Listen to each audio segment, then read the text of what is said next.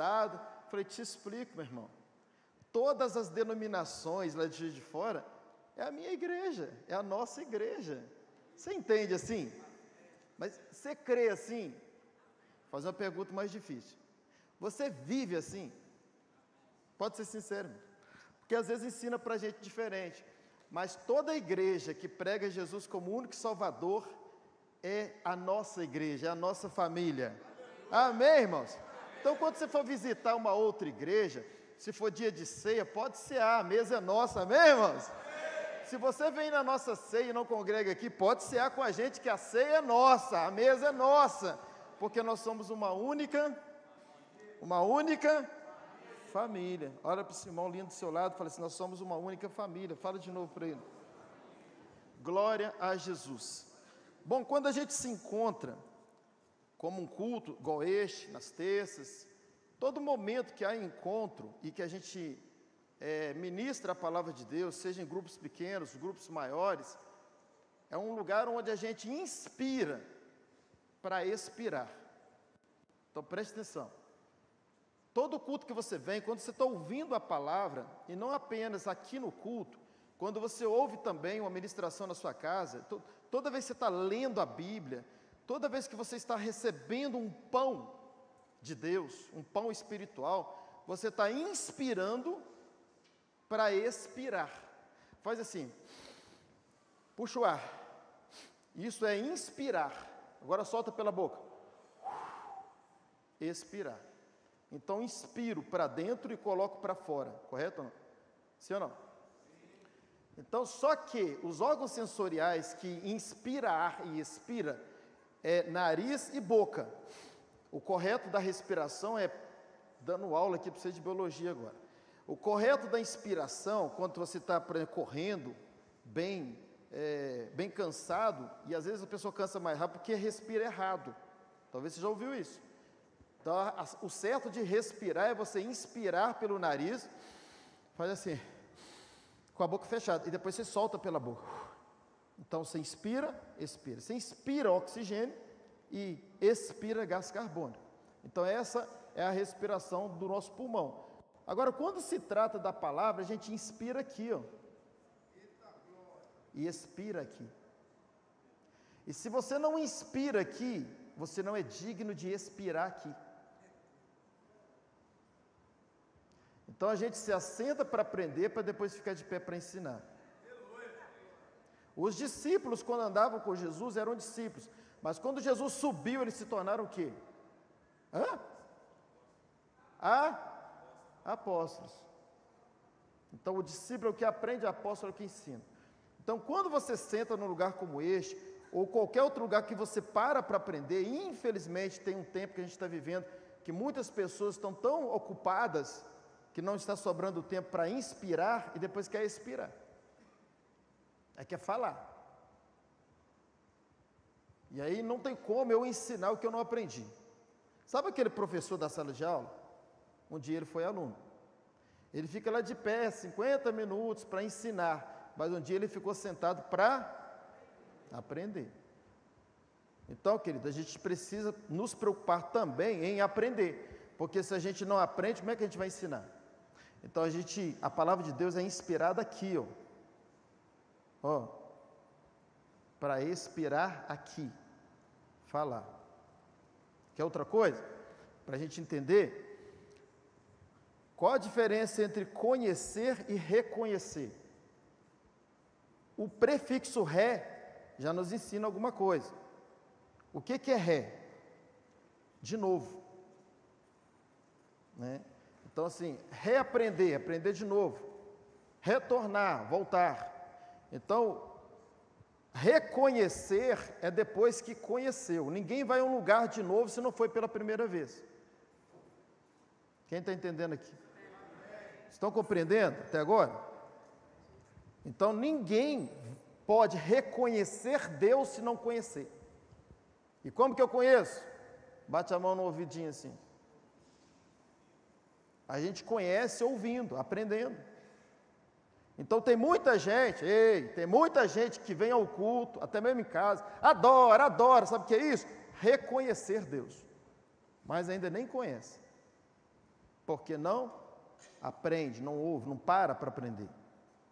Como que eu vou reconhecer um Deus se ainda eu nem conheci? E está cheio de crente, irmão nosso em Cristo, que precisa conhecer. Perceba que Jesus falou para os judeus que criam nele, eles já eram crentes. Jesus falou para eles assim em João 8,32, e conhecereis a verdade, e a verdade vai libertar vocês. E eles já criam, mas não conheciam. O que é crer? É ser crente. Então, às vezes tem muitos crentes, mas que ainda não conhecem Jesus na profundidade. Então, como eu vou adorar algo que eu não conheço? Aí eu começo com algumas crises, crise de identidade de quem eu sou, crise de identidade de quem ele é. E aí eu começo com a crise de comportamento, de crenças, e arrumo uma bagunça na minha vida.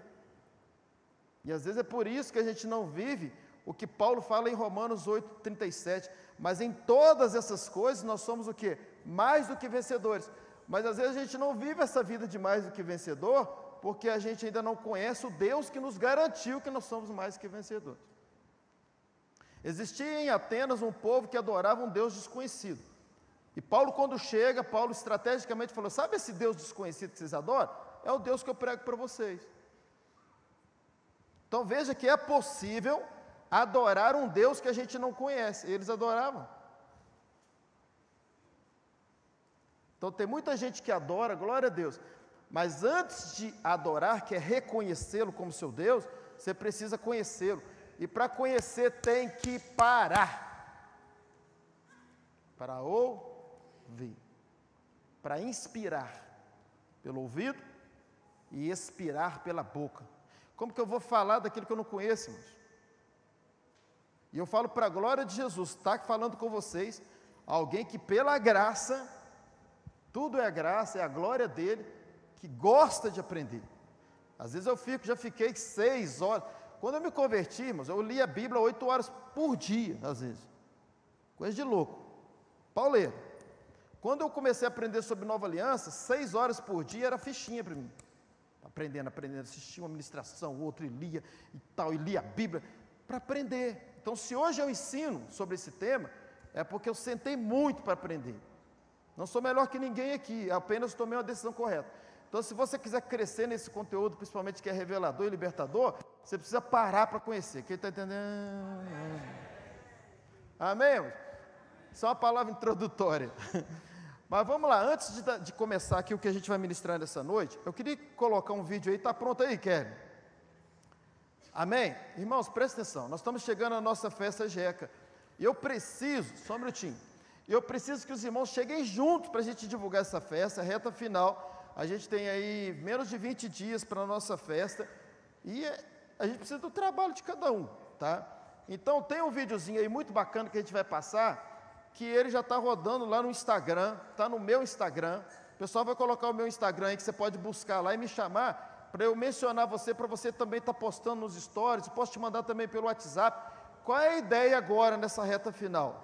Que é uma forma barata de se fazer, porque da outra forma tudo custa, vai alugar carro de som custa, se for imprimir panfleto, a gente deve imprimir alguns custos, tudo é pago, mas pelo Instagram é de graça, irmãos, e é uma via de comunicação poderosa nos nossos dias. Então a gente pede toda a turma aí que tem Instagram e Facebook, eu creio que a maioria tem, a gente pegar essa reta final e divulgar bastante essa festa, para que no dia 13, 14 e 15 esteja lotado aqui, amém, irmãos?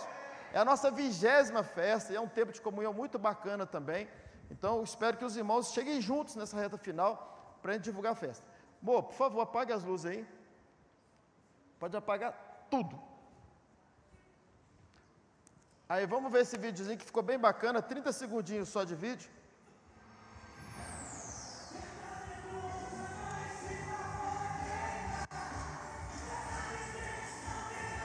Assim, ó. Muito fogo e unção.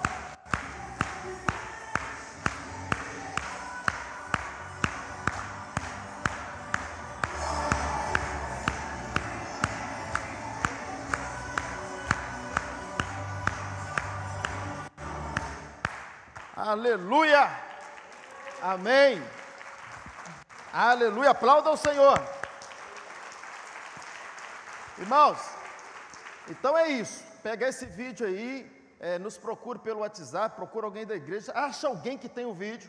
Se ninguém tiver, me procura que eu tenho, para a gente postar esse vídeo e divulgar bastante. Outra coisa, irmãos, vai ter dança jeca ou não vai? Porque se for ter dança jeca, nós precisamos que também os irmãos cheguem juntos, vai? Vai, Duda? Então assim, vamos fazer a dança que é bem bacana também, nos moldes cristãos, pode ficar tranquilo, os hinos são cristãos também, é muito linda a dança também, você vem com traje a rigor. Então o pessoal que for participar da dança jeca, vai procurar quem? Quem que está responsável pela dança? Meu amor, fica de pé por gentileza, fica de pé por gentileza, agora já era. Procura a Érica pelo menos para anotar os nomes, depois a gente vê quem vai ensaiar com vocês, amém? Procura a pastora Érica, dê o seu nome, para a gente fazer uma dança bem bacana, amém, irmãos? Que anima bem a festa, a dança jeca, é tradicional também a dança jeca, amém, meus irmãos? Aleluia. Então abra sua Bíblia comigo em Gálatas capítulo 5, Gálatas capítulo 5, a gente está numa série aos domingos sobre a carta aos Gálatas, a gente interrompeu aí por alguns motivos, exemplo, semana passada foi uma linha mais evangelística, mas nós estamos de volta, e até o capítulo 4 a gente já trabalhou até o capítulo 4, e agora a gente vai entrar no capítulo 5, amém, irmãos?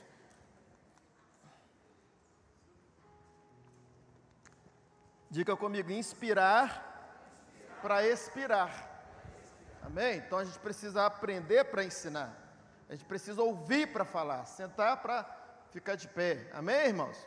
Então preste bastante atenção, que nada venha se distrair, a gente está à disposição para estar servindo vocês com esse conteúdo de Nova Aliança, quando precisarem, extra culto também, para que você cresça nesse conhecimento, nessa revelação, que vai ser bênção para a sua vida, e que vai fazer de você um canal, para que outras vidas também sejam libertos desse modelo escravo, que é o modelo da velha aliança, que muitos pensam ser o modelo de servir a Deus no tempo da graça, e infelizmente, eles estão equivocados. Então olha o que Paulo começa dizendo para nós, lembrando que já falamos muitas coisas sobre a carta aos Gálatas, e que Paulo estava desconstruindo algo na igreja da Galácia, que infelizmente confundiu eles quando eles ouviram os irmãos da circuncisão. Nós não somos da circuncisão, queridos, nós somos da incircuncisão. Pastor, o que é isso? A circuncisão refere-se à lei, nós somos da incircuncisão, que refere-se sobre a graça. Nós tivemos o privilégio, já dissemos isso aqui, mas às vezes a gente fala muita coisa mesmo sobre a mesma coisa, até a gente entender. Quantas vezes foi necessário repetir, eu peço até perdão aos irmãos que já entenderam, mas estamos em família e muitos talvez ainda não entenderam. Então a gente repete mesmo, tá? Que nós tivemos o privilégio de nascer no tempo da graça, no pós-cruz, no tempo da nova aliança. Nós não nascemos no tempo da velha, nós nascemos no tempo da nova, depois da obra consumada. E quando a gente lê a Bíblia, a gente lê também o tempo da velha. E é aí que está o grande problema, a gente pensa porque está escrito na Bíblia para viver, às vezes não. A Bíblia foi falada, muitas coisas aos gentios, muitas coisas foram faladas aos filhos de Deus, muitas coisas foram faladas aos judeus. Nós somos quem hoje? Filhos de Deus, amém? Quem é filho, diga aleluia. Ah, eu sou servo de Deus, eu também sou, mas antes de ser servo eu me tornei filho. Eu sou filho que serve, eu não faço nada para ser, mas eu sou tudo para fazer. Entenderam a frase, sim ou não? Então, primeiro identidade, depois comportamento. Amém, irmãos? E Paulo, então, quando ele está escrevendo a carta à Galácia, ele está desconstruindo algo que foi construído de forma errada. Não por ele, mas por invasores, que ele mesmo fala, de irmãos que tinham uma outra interpretação, que vivia nos moldes da lei, nos moldes do judaísmo, eram convertidos, porém antes judeus, e pregava o evangelho da circuncisão, mas Paulo é do evangelho da incircuncisão, que é o evangelho da graça, é o nosso evangelho. E Paulo chega a ser tão radical quanto a esse assunto. E é por isso que a gente precisa ser radical. Não é ser enjoado, não é ser soberbo, não é brigar com ninguém, mas no mínimo nós precisamos ser radical. Nós aprendemos sobre a graça, defenda essa fé, defenda o que você aprendeu aqui. E Paulo chega a ser tão radical para ser uma inspiração para a gente, que ele fala assim no início da carta aos Gálatas, ele fala assim, ainda que, olha isso aqui, ele começa a carta bem assim, bem no início ali, ele fala, ainda que desça um anjo do céu, olha isso aqui, olha a que nível ele chegou, de tão radical que ele foi quanto ao Evangelho da Graça. Ele falou assim, olha, porque ele só pregou o Evangelho da Graça, ele só ensinou sobre a graça, ele foi chamado no tempo da graça, tudo que ele ensinou, tudo foi no tempo da graça, e ele chegou a dizer assim para a Galácia, e que sirva para você também, ele diz assim, ainda que desça um anjo do céu, e ele foi além, ele falou assim, ou se eu mesmo, ele estava dizendo tipo assim, se eu me perturbar, se eu for um doido, um maluco, de voltar atrás, olha o ponto que chegou, e eu digo isso aqui para vocês também, se vocês um dia me ver pregando o Evangelho da lei, não creia no Evangelho que eu estou pregando, assim, não, esse eu não creio. Aí você pode dizer assim, mas pastor, lá atrás eu só pregava diferente, agora prega. Quem vai te dizer que o senhor não vai mudar de novo? Pode ter realmente uma interrogação como essa, né? Mas como eu vou mudar de novo, se agora eu achei a verdade? Não tem como. O Evangelho da lei misturado com a graça é o fermento que leveda a massa, é a confusão, que faz dos crentes viver no modelo escravo, e não filhos. Como que eu vou voltar para o modelo da escravidão? Que Deus me leve. E Paulo chegou a dizer o seguinte, exatamente isso, ele falou assim, olha, ainda que desça um anjo do céu, e pregue para vocês um outro evangelho, ou que eu mesmo pregue para vocês um outro evangelho, diferente do evangelho que eu vos preguei, não creia, amaldiçoe, sejam anátemas. Então qual é o outro evangelho? Sinto muito em dizer, é o evangelho que está espalhado na maioria das igrejas que amamos, e que são os nossos irmãos, mas eu preciso dizer essa verdade aqui, que é o evangelho da graça misturado com a lei, e é muito fácil confundir, basta você ler algo antes da cruz, que não é referente à cruz. Então tem muita gente que infelizmente vive um modelo muito mais de escravo do que de filho. Como que funciona o modelo escravo? Paulo explica nessa carta aos Gálatas. O escravo ele faz para depois Deus fazer. O filho não. O filho já é tudo dele e por amor a Deus ele faz. Lembra do filho do irmão o irmão mais velho do filho pródigo? Ele era exemplar. Ficou lá com o pai, não abandonou o pai, né? Trabalhava para o pai. Mas onde estava o erro dele? Mente escrava. Era tudo dele, mas ele não entendia. E assim é a vida de muitos crentes. É tudo dele, mas ele parece que não entende. Tanto é que quando o irmão mais novo chega e vai acontecer aquela festa, ele nem entra na festa, ele não usufrui da festa.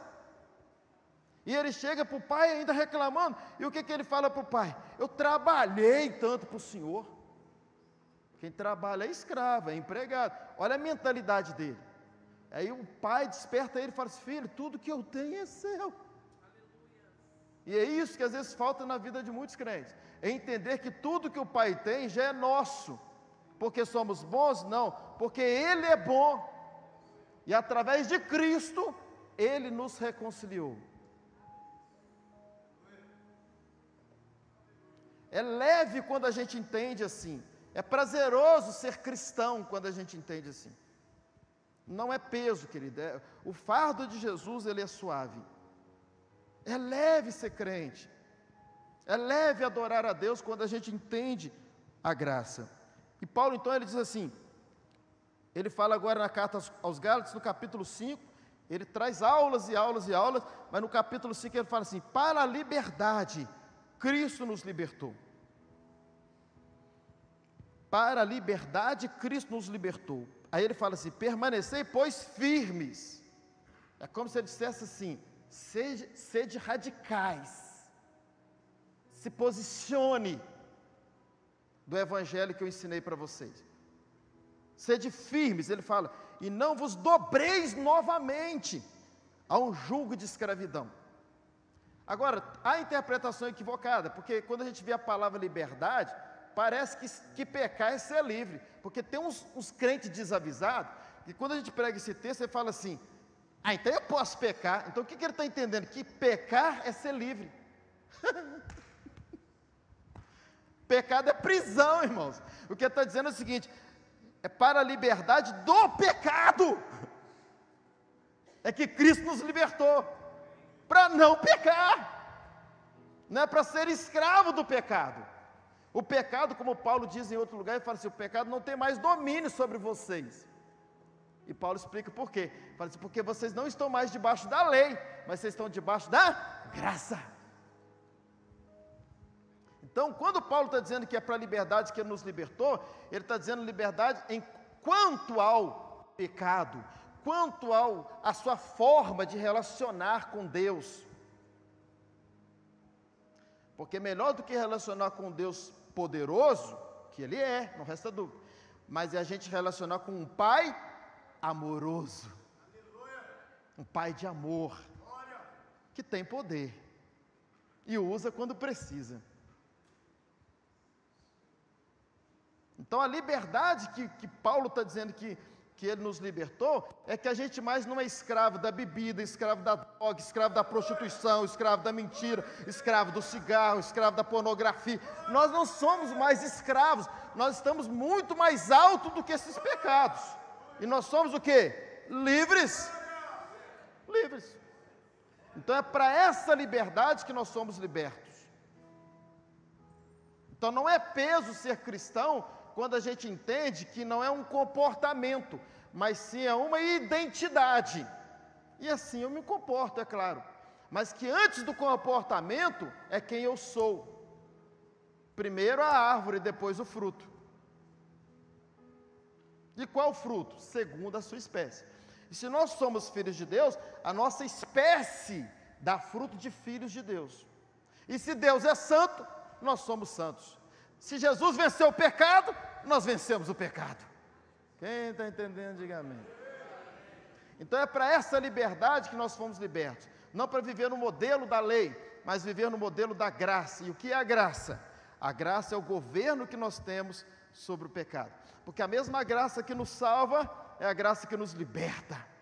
A mesma graça que nos liberta é a graça que nos cura. A mesma graça que nos cura é a graça que nos abençoa.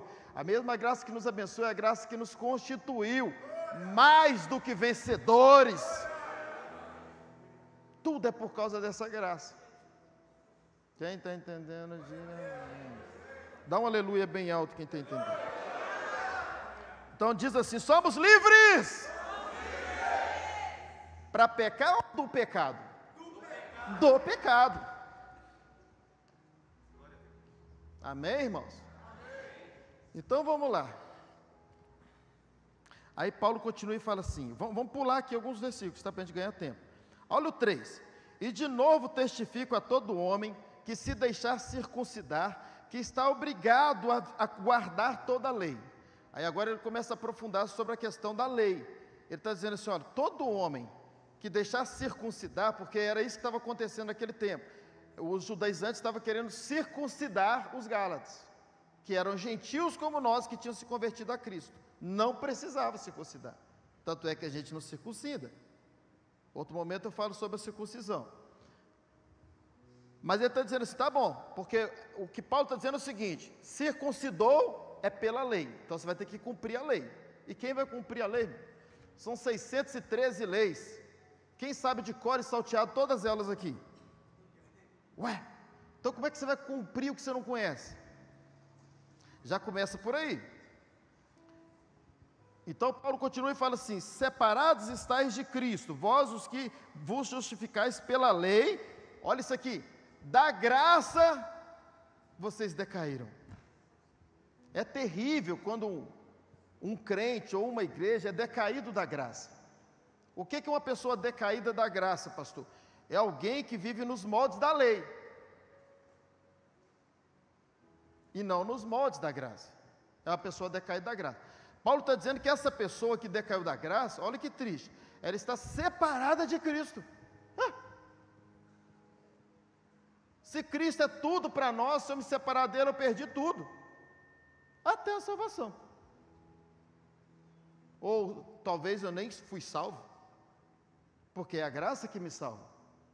Não é meritocracia, é graça. Não é nada que eu faço, é tudo que Ele fez. E eu apenas creio na obra que Ele fez. E assim a minha vida vai sendo o quê? Transformada. Quanto mais eu creio, mais transformação. Jeremias vai dizer que maldito é o homem que confia no homem. Vira para o seu irmão e fala assim, a Bíblia fala que eu não posso... Não, eu não vou fazer isso com você não. Eu não vou fazer isso com vocês não. Porque não é isso que está dizendo a Bíblia. Mas tem muita gente que interpreta assim. A Bíblia fala que eu não posso confiar em você, em ninguém, porque maldito o homem que confia no homem. Mas não é isso que está dizendo. O texto está dizendo o seguinte: maldito aquele que se confia em si mesmo. Tanto é que o restante do texto nos faz entender melhor. Ele fala assim, maldito o homem que confia no homem e faz do seu braço a sua própria força. Está dizendo confiar em si mesmo.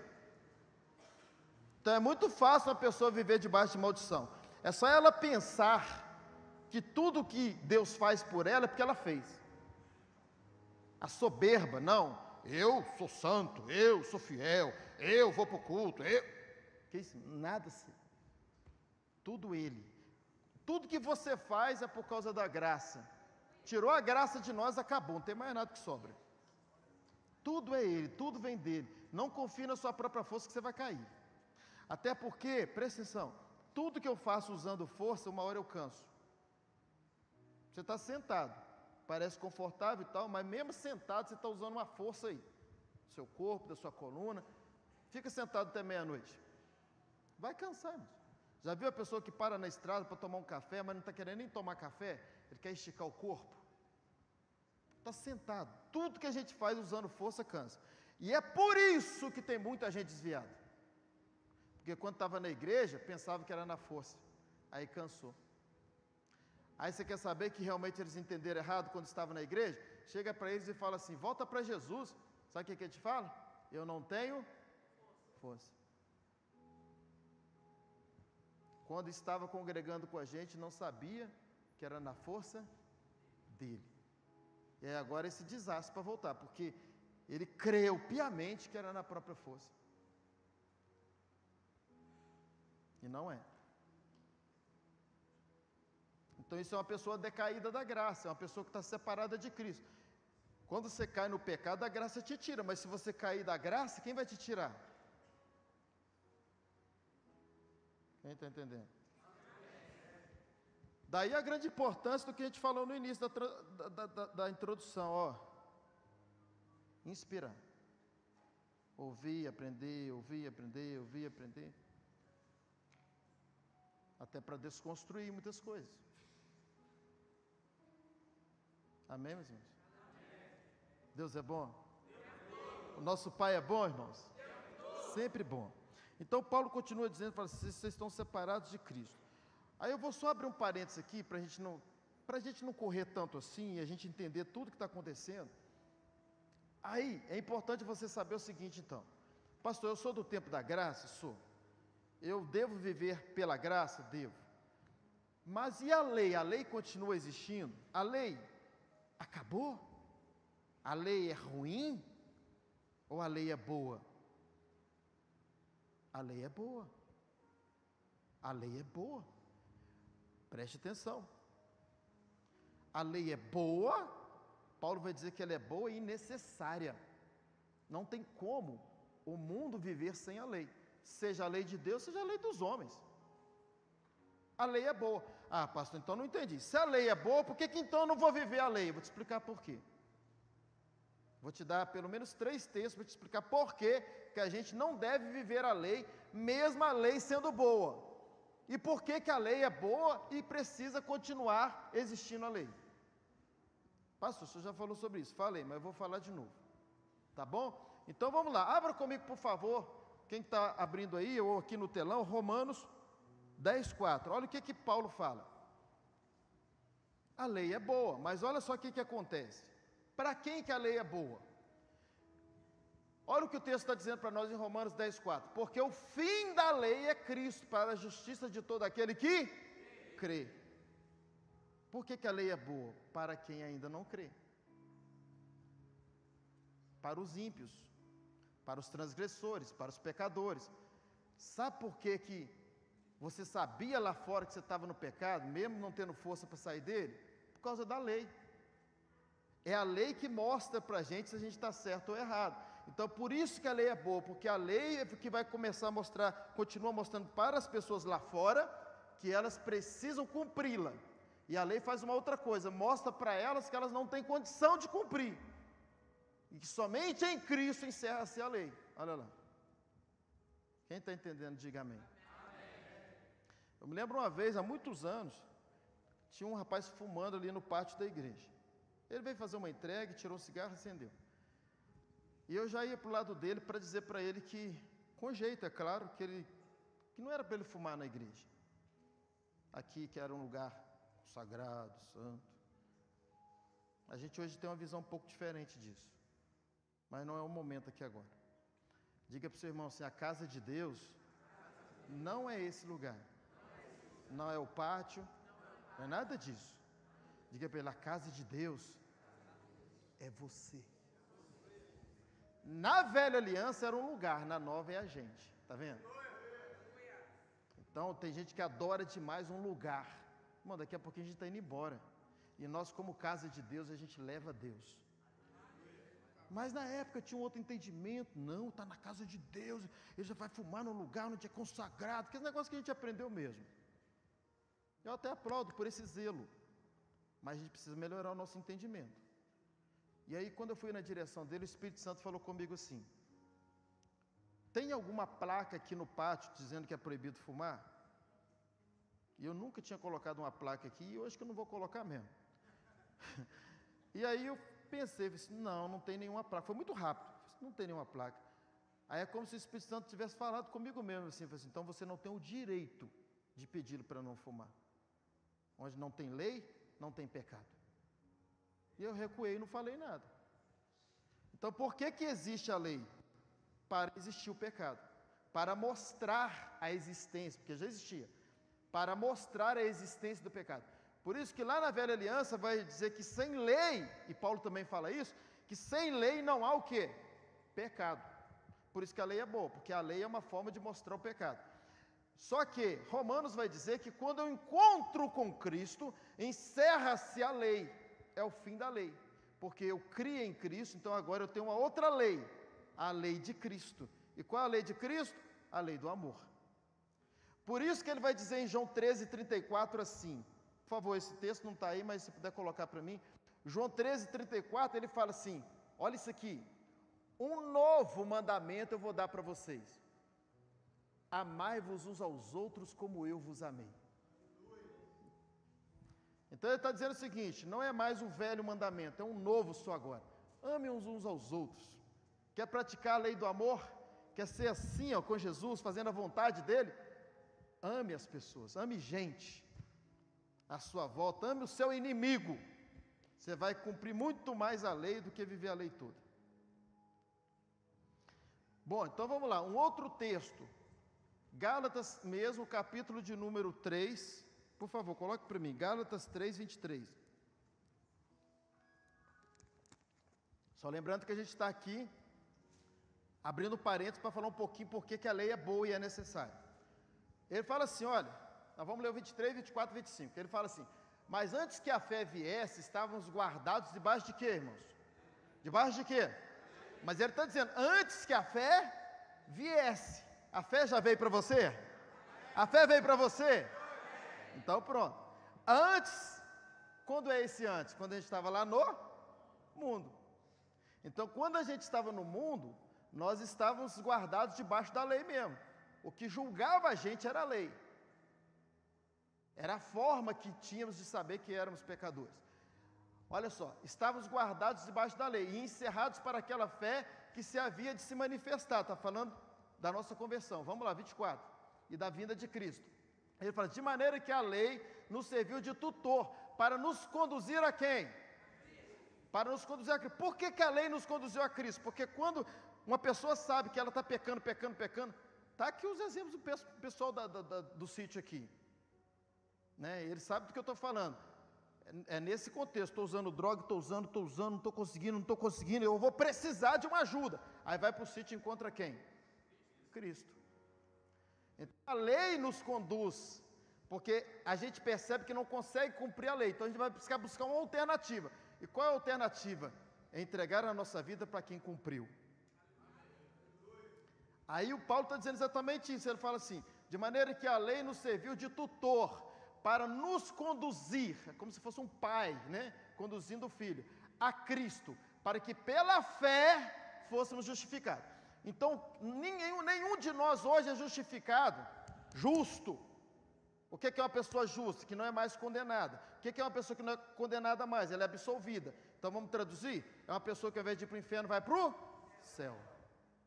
Isso é uma pessoa justa.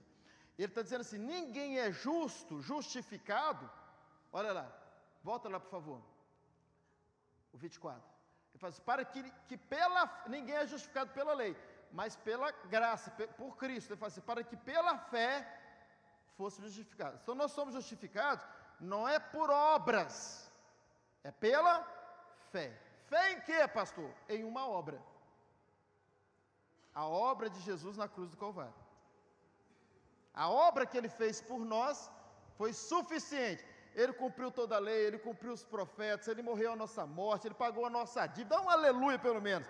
Ele fez tudo e nos justificou. Quando o diabo olha para nós querendo nos levar para o inferno, ele vê um carimbo, justo. Não há mais condenação, não há mais culpa. O nosso pecado foi perdoado. De ontem, hoje e de amanhã, pastor, de amanhã, de amanhã. E isso não nos faz mais pecadores, nos faz mais conhecedores da nossa própria verdade e da nossa identidade. E quanto mais eu tenho convicção da minha identidade, mais santo eu sou. É mais leve, não dá sob pressão. Imagina aquele time que vai jogar sob pressão. Se não ganhar, aí que fica em desespero. O aluno vai fazer a prova, o pai fala para ele, se você não tirar nota, se você... Não dá sob pressão. Não é sob pressão, é sob identidade. Eu sou filho. Fruto é prazeroso.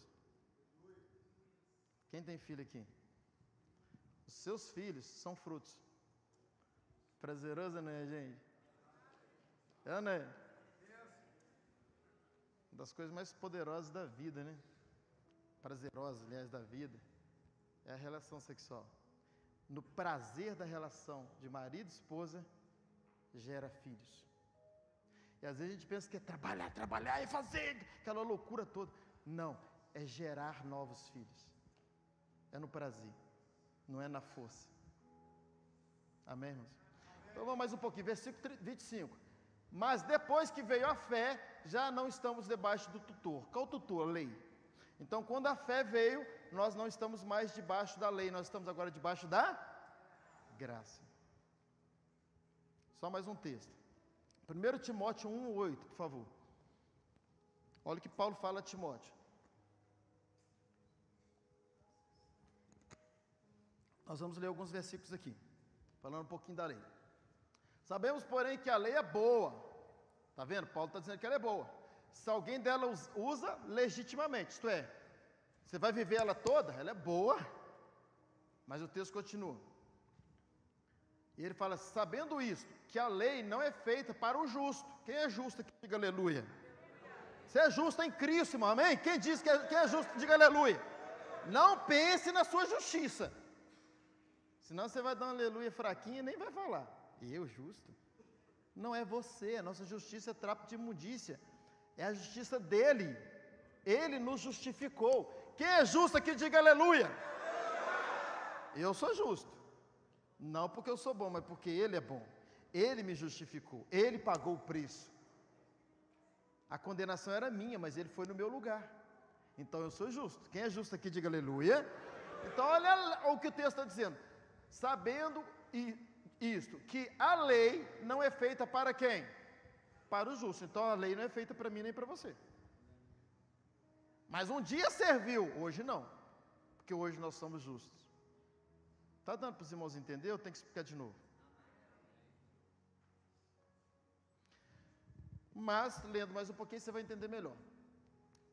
Sabendo isso, que a lei não é feita para o justo, mas para quem? Os injustos, os obstinados, os ímpios, os pecadores, os profanos, irreligiosos, alguém que não tem nenhuma religião, né? Para os parricidas, matricidas, homicidas, para os fornicadores, sodomitas, roubadores de homens, mentirosos, perjuros, e para o que for contrário à sã doutrina. Pode, até aí tá bom. Deu para entender? Acho que eu tenho que explicar de novo, está muito fraco. Vocês entenderam para quem é a lei? Eu falei antes para quem era a lei. A lei é para quem está perdido ainda. A eles aqui. Só que você é perdido hoje? Quem é perdido aqui? Nós fomos achados por Cristo. Então nós não estamos mais debaixo da lei. Mas a lei é boa ainda, porque tem gente que precisa ainda de saber pela lei que eles são pecadores. E a única forma que eles têm de reconhecer o pecado deles. E querer quem? Querer aquele que cumpriu toda a lei, que é Cristo. Os irmãos entenderam, sim ou não? Amém. Então vamos voltar para Gálatas aqui, e daqui a pouquinho já nós estamos encerrando. Aí agora vamos voltar para Gálatas capítulo 5. No 4 ele fala de novo, só repetindo aqui. Separados estáis de Cristo, vós os que vos justificais pela lei. Por que está separado? Porque a gente precisa tomar uma decisão radical. Ou eu sou justificado por aquilo que eu faço, ou eu sou justificado por aquilo que Cristo fez. Não há mistura, irmãos. E é aí que está o nosso grande problema. Vai para a oração, aí lembra de um pecado, a fé, mas eu fiz isso, pronto, justiça própria. Já bagunçou tudo. Mesmo que você venha falhar, pecar, você não pode, presta atenção, vincular isso à sua oração, por exemplo. Senão você está na justiça própria. Você está achando que você precisa fazer para merecer. E é por isso que a vida de muito crente não anda. Por isso que muita oração não é respondida, porque ele já vai para a oração cheio de incredulidade, cheio de acusação, cheio de culpa, cheio de condenação. Então, quando ele vai orar, ele não crê. Ele pensa assim, como que Deus vai me dar? Eu estou falhando tanto. Pronto, já não entendeu a graça. E aí pronto, entrou o que? A incredulidade. E essa é a estratégia do inimigo. Aí sem fé, você não vai conseguir nada, pronto. E é por isso que às vezes a nossa oração não é respondida. A gente não chega diante de Deus pelo véu que foi rasgado. E que nos leva ao Santo dos Santos pelo novo e vivo caminho, onde não é nada que eu faço, mas é o que Cristo fez na cruz. E quando Ele morre lá, a Bíblia diz que o véu foi rasgado de alto a baixo. E hoje nós temos acesso a Ele. Ele habita em nós e sabe das nossas fraquezas. O pecado por si só é terrível. Não vale a pena pecar, mas não deixe que o pecado faça com que você atrapalhe a sua comunhão com alguém que já restabeleceu a nossa comunhão, que é Cristo. Não misture as coisas, porque é exatamente nessa mistura que faz de você ainda mais pecador, porque você acha que Deus não está contigo, que Deus não te ajuda, que Deus não te abençoa, que Deus não te ama. Aí o que você faz? Afunda no pecado. Porque nada pior para levar uma pessoa ao pecado do que a condenação. Ele pensa, já estou condenado mesmo, já está feia a coisa, eu vou piorar. Não tem nada feio, meu irmão. Se você creu e recebeu Jesus na sua vida, você se tornou filho de Deus. E o pecado não combina mais com a gente. Mas não é porque a gente falha aqui ou falha ali, que Deus nos odeia, que Deus abre mão de nós, que Deus não nos ama, que Deus não responde à nossa oração. Isso não existe.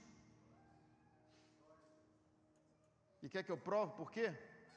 Como que a gente encerra a nossa oração? Em nome de Jesus. Você está excluído. Não tem nada sobre você. é sobre Ele, é no nome dEle. Talvez a sua vida está suja diante de Deus, igual um puleiro de pato, como diz por aí. Eu volto a dizer, não deve ser assim, porque o pecado por si só é destrutivo. Não precisa ficar falando de pecado que a gente sabe que não presta, e não é isso, para isso que Deus nos chamou.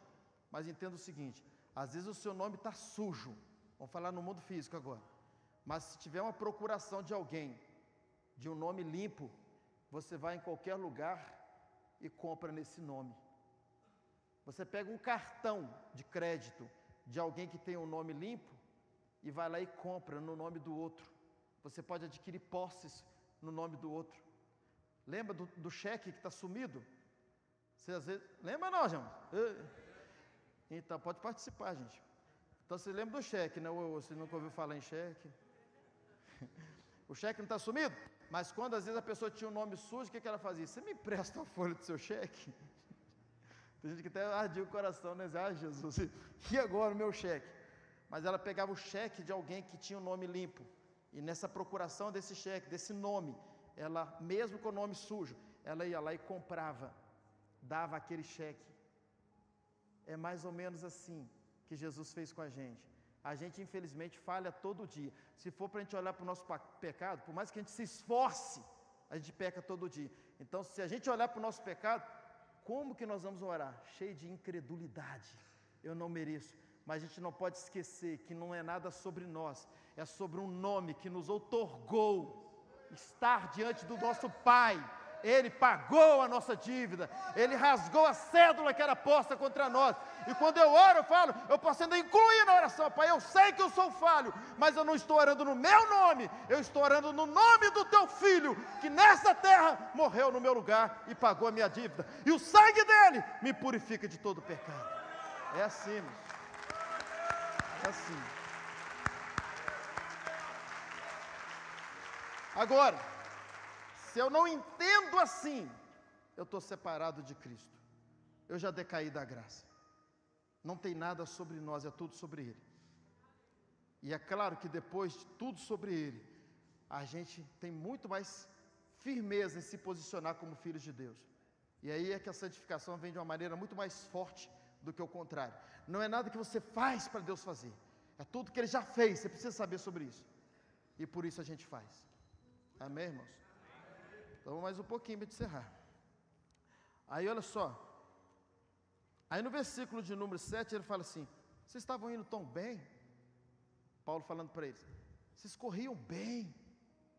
Por que eles corriam bem? Porque Paulo estava ali acompanhando eles, com as viagens missionárias, com as cartas missionárias, com os aconselhamentos, tinha notícias dele, estava indo tão bem. Aí eles falam assim, mas quem foi que impediu vocês de obedecer à verdade?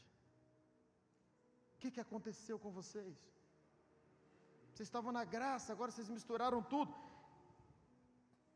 E aí ele fala assim no 8, essa persuasão não vem daquele que vos chama. Ele está dizendo assim, homens contaminou vocês. Muito perto aqui. Homens contaminou vocês. Vocês foram contaminados.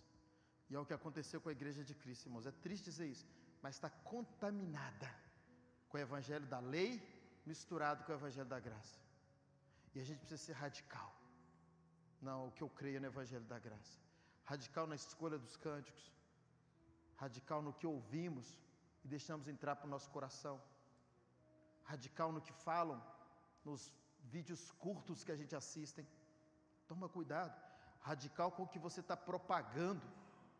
Eu fico triste quando eu vejo um membro da nossa igreja, que já está aqui um tempo com a gente, postando vídeo, e quando eu assisto o vídeo ainda está cheio de velha aliança, sendo que tem tanta coisa de nova aliança aqui, tanto vídeo que pode cortar e divulgar o que a gente ensina aqui, para que outros também saibam, mas fica lá usando o Instagram para postar coisas que é contra tudo que a gente tem ensinado aqui.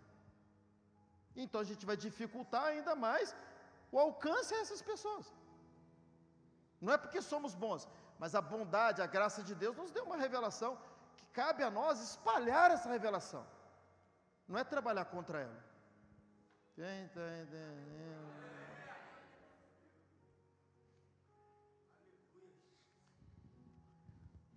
E aí, no versículo de número 9, ele fala, tá vendo? Ele fala assim, um pouco de fermento leveda toda a massa. Não precisa de muito fermento, não, irmãos. O que ele está falando aqui, que Jesus também usou essa palavra?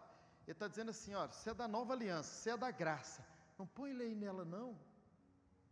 Não mistura não, vai levedar tudo.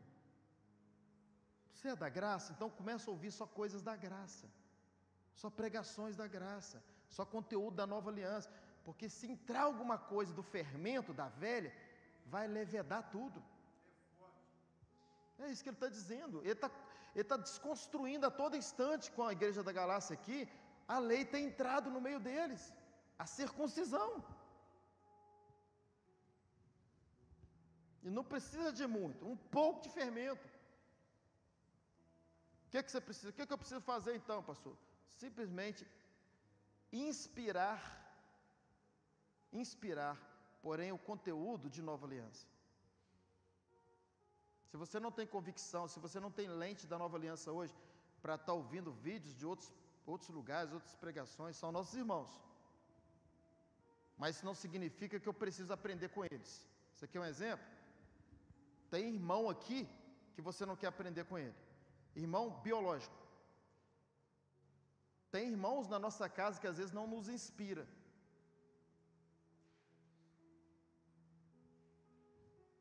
Que às vezes leva o outro irmão para o mau caminho. Irmãos biológicos, filhos do mesmo pai. Então é possível na igreja de Cristo, de irmãos também, isso acontecer. Você ter um ensino que não confere com o que você sabe. Daí, meus irmãos, a gente os ama, mas você precisa também amar a igreja local. Amar a igreja que você é ensinado. Amar a igreja que você congrega. Para que você cresça na linha, na doutrina dessa igreja que você congrega. Quem está entendendo? Porque um pouco de fermento pode levedar a massa e trazer a grande confusão. Amém, meus irmãos? Alguém me dá mais 5 minutinhos aqui? Levanta a mão aqui e me dá mais 5 minutos. Fica com a mão levantada. 5, 10, 15, 20, 25, 30, 35, 40. Não, tá bom, só a turma aqui já... Cadê, irmãos? Isso é velha, né? Mas eu estou encerrando já. Ô Fred, já baixei bastante já. Oi? 10 só? Ah, tá, obrigado. Mas quem me dá mais 10? 20, beleza, já vai dar. Bom, irmãos, vamos fazer o seguinte, vamos parar por aqui.